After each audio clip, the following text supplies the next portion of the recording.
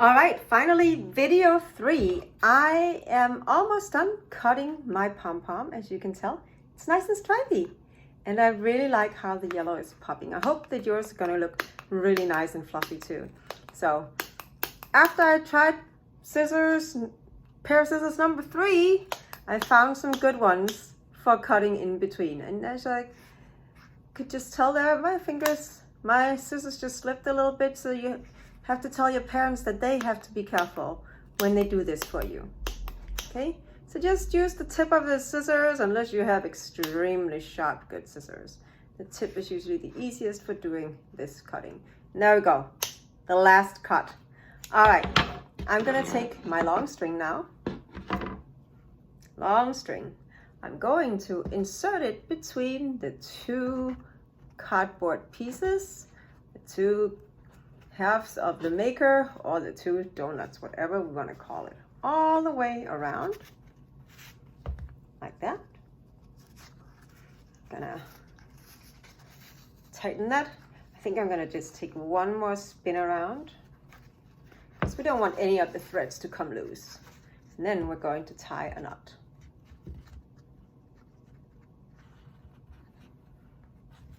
Okay, there's one knot, and I think we should tie one more knot just to be on the safe side. All right, here we go. Well, that looks pretty nice, doesn't it? Shall we take this maker off so we don't have a cardboard piece in the middle? That would make our bee look a little bit weird, I think. So you just slide this off of here, and voila! A yellow and black pom-pom, striped, just like a bee. Now what you want to do is just give it a good shaking. Shake, shake, shake it up. And then you're going to need to shape it. So you're going to take your scissors and just cut off the bits and pieces that are a little bit too long. Take a good look around. There are going to be pieces that just stick out a little bit more than the others. And do that all the way around until you like what you see. I'm not going to do that right now because this is already video number 3 that you have to watch of me, right? So we don't need to spend more time on that. I am going to make a little knot here at the top of my string, like that, so that I have something that I can hang my bee in. There. Now, some of you already have wings that you can decorate with a marker and you can glue on. Some of you are going to have to cut your own. So you just grab a piece of white paper like we use. You are going to draw a wing, 2 different wings. So you want one wing that's a little bit bigger, sort of a little angled on the ends, like that. And then you want one wing that's a little bit smaller, more just a teardrop shape, like that. So you're going to cut those out.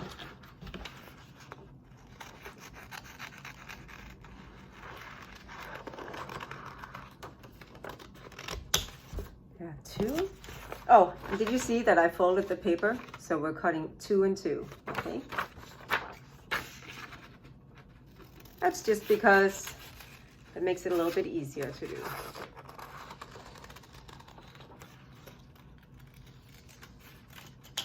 There we go. 2 big wings and 2 smaller wings. All right, let's decorate them. We're going to use a marker. We're just going to make the pattern on the wings. So the wings of a bee are pretty much see-through, but they have these little veins going through them. Sort of like that. Just like leaves have veins, all insects' wings have veins. And I do believe that it is probably where the blood comes through. So I'm going to just make a little outline around here. I'm going to try to remember how I did the other side. And then just work from there. It's probably not looking quite the same, but something like that. And then the same thing on the smaller wings as well.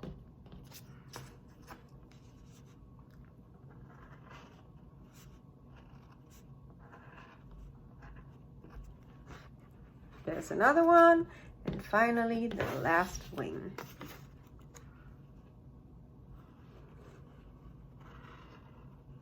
And we're not talking precision work here or anything fancy at all. Just some little scribbles on your wings. All right, now, before I glue those on, I want to put on the antenna. I gave you black, what are they called? Pipe cleaners, a black pipe cleaner, because I think it looks more like real antenna. I'm gonna use yellow because I think it'll be easier for you to see when I put it on. So decide which end you want to use as the head. I think this looks like a good head end for me. Take your pipe cleaner and just slide it in somewhere around the front. Slide it in between all of the fuss. Ooh, here go all my wings. Between the fuss. Try to make sure that it goes in so it's pretty hard to see. And then you just give it a twist or two right here on top. See, you know where the top is because of your string.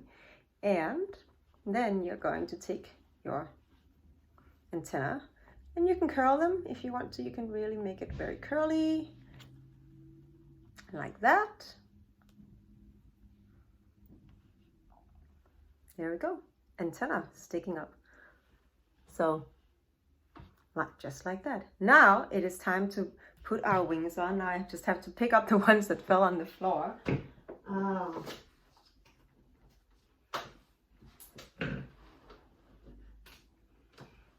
Technical difficulties, silly stuff. I bet you guys never do anything like this at home. You're always perfect, right? I have my glue. You don't need to put on an awful lot of glue, just a little bit. I am going to just put glue on the top. So you want to put it on the tip. I'm going to put it on the top here and on the bottom. And we're going to take a look here. I want to put my wings in sort of sideways. Not all the way down the side, sort of more to the top, but so they come out sort of from the side. And the other side.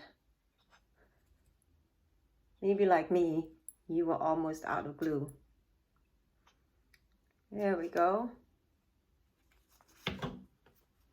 Okay, let's find the other side. So I have my middle here, and it looks like it's gonna be around here. Just lift up some of these fuzzies and put it in. You can sort of squeeze down around. There we go. And then we're gonna do the same thing with the little wings. Glue on top, glue on bottom, and then just put them right behind the big wings. There, glue on top and glue on the bottom. Slide them in right between the big wings. And there we have it.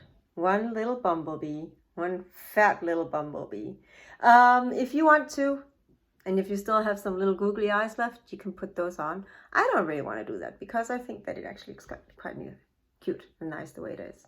But that is entirely up to you.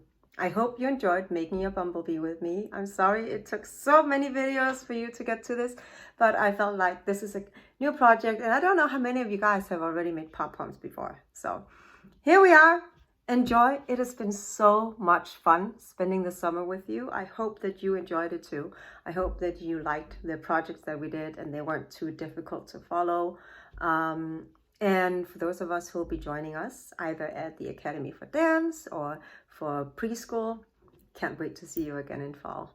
Take care, enjoy the rest of the summer, and be good. I'll see you soon, I hope. Bye now.